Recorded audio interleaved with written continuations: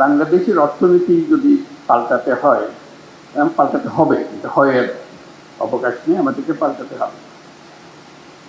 কারণ চট্টগ্রাম বন্দর হলো ভরসা। এটাকে বাদ দিয়ে বাংলাদেশের অর্থনীতি নতুন কোনো পাতা, নতুন কোনো অধ্যায়ে প্রবেশ করার কোনো সুযোগ নেই। এই পথ খুলে দিলে বাংলাদেশের অর্থনীতির পথ খোলে। এই পথ না খুললে বাংলাদেশের অর্থনীতির যতই লাফালাফি করো, ঝাপাঝাপি করো, কিছু হবে না। তুমি একজনকে বোঝাচ্ছিলাম যেটা কেন আমি এরকম মনে করছি।